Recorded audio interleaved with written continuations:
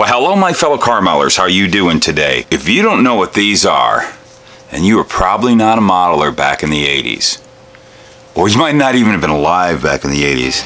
I'm getting old. But I'll tell you, for you guys that were around, you know what these are.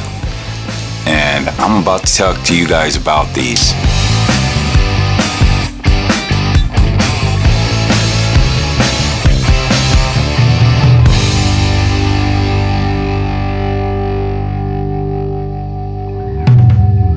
Last night, I got a neat little surprise. My buddy Mike Chawla came over to the model meeting. He's a very old friend of mine. He's always been the guy that you buy kits from. He buys collections, sells them. He puts on all the big swap meets in town for model stuff. And he picked up a collection from somebody, and he brought some of it over last night to let us members of the Model Car Mafia pilfer through and offer up some ducats. But he had these two starter kits. And wow, these were really cool. One I wasn't really that interested in, but it's a starter kit. I thought, what the heck? And he just gave me such a great deal. But you guys, you might not know what starter kits are. Well, I'm going to show you what starter kits are. First of all, a quick little lesson about starter. This was a company out of France. Oh, they started back in the early 80s, 1983, and they put out these wonderful little models. But let me just show you. First of all, look, it comes with some photo etch parts. And it seems like since this is kind of the small scale goings on in the YouTube modeling community right now with the small scale build off, this is pretty appropriate. That they would make these little kits. This has been painted. They don't come white. They're usually a resin. I'll show you other ones. But they would build these resin. You see that old style dark brown, or dark tan, I should say, resin. But they do these beautiful little 43rd scale race cars. And of course, this is the Motorcraft Mustang that raced in IMSA here in the States. But it was a company out of France. They mostly did European GTP cars, the rally cars, things like that was a really big thing. But they did all kinds of vehicles. They did stock Porsches, race Porsche, all kinds of stuff. These were pretty amazing little models for what they were. See, there they are. They're starter Ford Mustang GTO, made in France. But these were just really, I mean, it's kind of rough castings, you know, but these were early days of doing stuff like that. For resin casting back in those days, this was pretty exquisite stuff. And there would be these ads in the back of Scale Auto by this company called Valley Plaza Hobbies. And you can see there, $29.86, and this is probably like 1987. You know, that was a pretty big hefty price for a little model like that. But you got photo etched parts in it, and like I showed you, it would even come with, here's some window netting. They all came like that. Foam, it came with foam. They had this neat little instruction sheet, very simple instruction sheet. It's a simple model of build. There's the decal sheet. They came with these beautiful decal sheets. And these decals, you know, they worked really well. They worked really well because they're pretty old. But you can see, look at, they're not even, you don't see any yellowing or nothing. I am going to build this, and I'll shoot some clear over that, and I bet you those will be fine. And then you got this little bag. Look at it. Tires are actually rubber tires they would come with. So it was a combination of a lot of different materials. There was resin. There was these rubber tires. Let's get these out. Look at that. Switch. Rubber tires. How cool is that? And they also had like turned metal wheels, or there might be turned aluminum. Yeah, they're a turned, I don't know, they feel more dense than aluminum, but they're a turned metal. I think they're steel, but it's definitely a machined metal. And there is probably somewhere, I think I saw it, there is a resin insert to make it look like it doesn't. Look right there. There's what you got. You got your photo etched wheel insert there.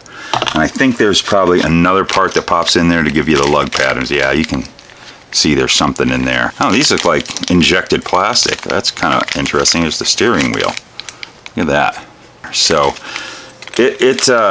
these were, you know, simple little kits, but they were really neat. They built into really beautiful little cars. And I would see their ad in the back of Scale Auto from that Valley Plaza Hobbies. They were out of North Hollywood in California, because that's where North Hollywood is. Go figure. Let me put this all back properly. And they were just they were like the distributor. That's where you got these kits from. I never really could find anywhere else to get them.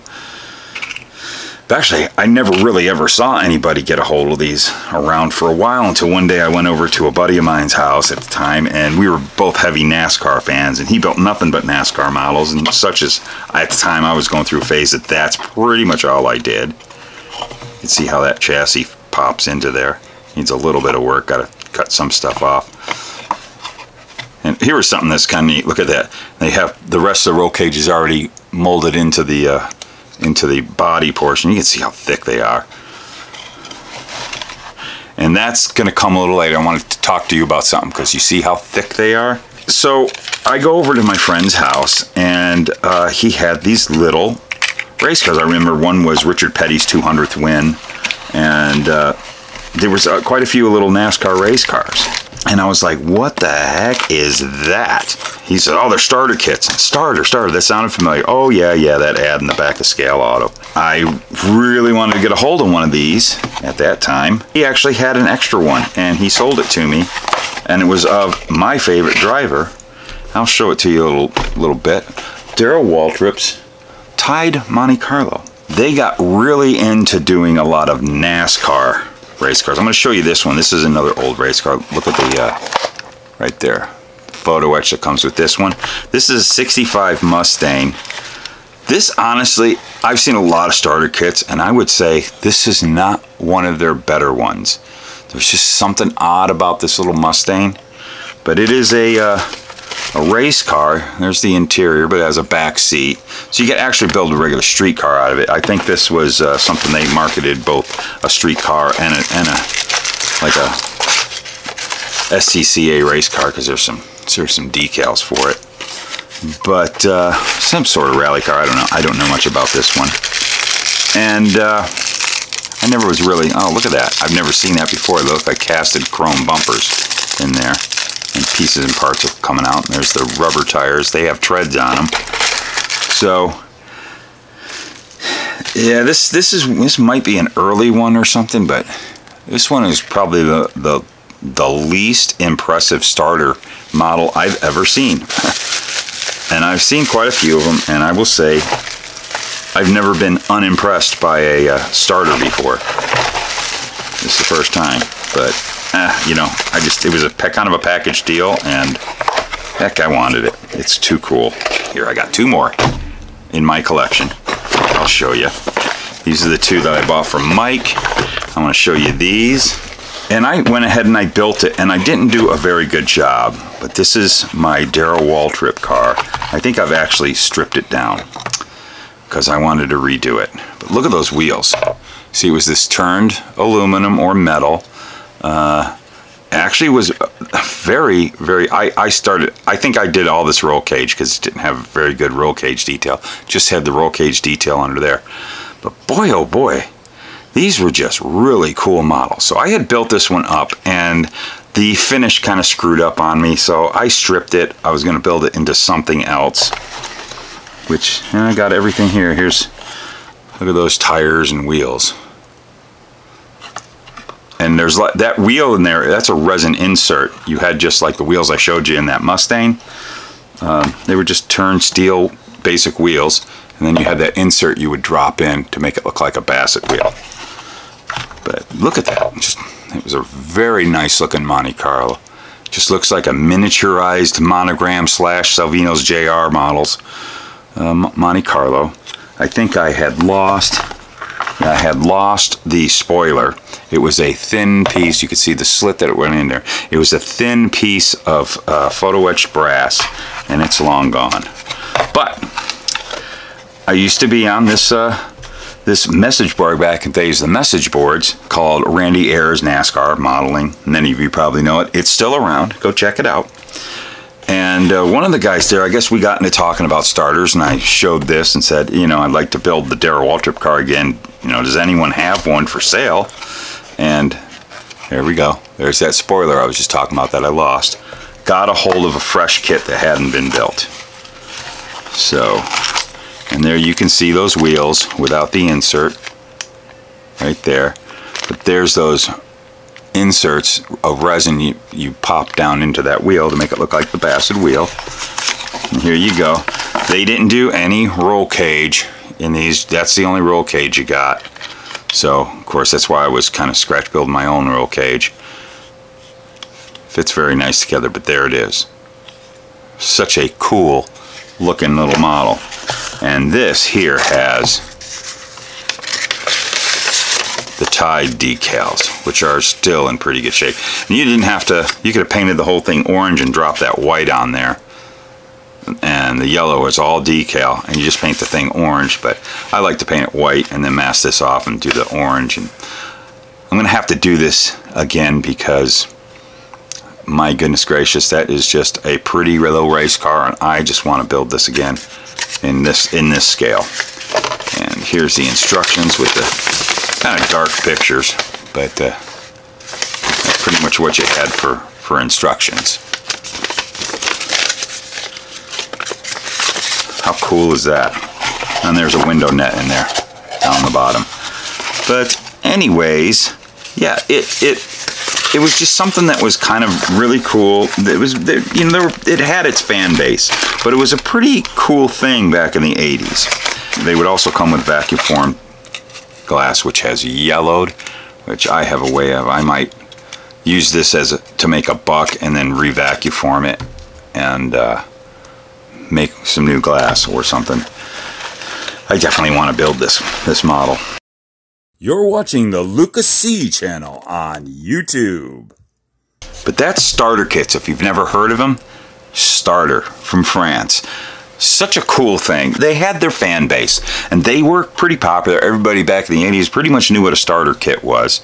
And they kind of started losing steam. About 2000, they were taken over by a company in France, another model company, one of their competitors, called Province Mogul or something like that. I'm sorry, I'm not French. I'm probably saying it wrong.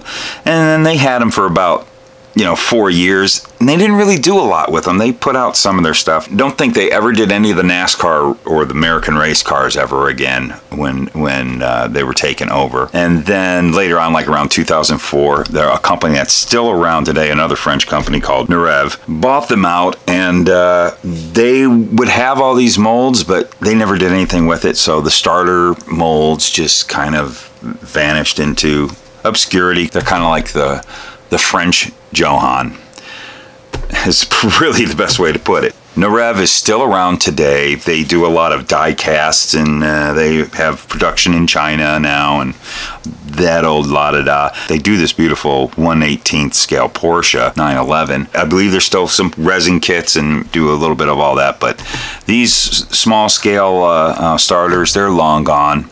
Don't think we'll ever see them again. They never did anything with them. So that's kind of a bummer. These things were really cool. There were quite a few articles in Scale Auto back in the 80s. One that was really interesting was the February '94 issue of Scale Auto. Derek Brown did something, and you saw how thick those are.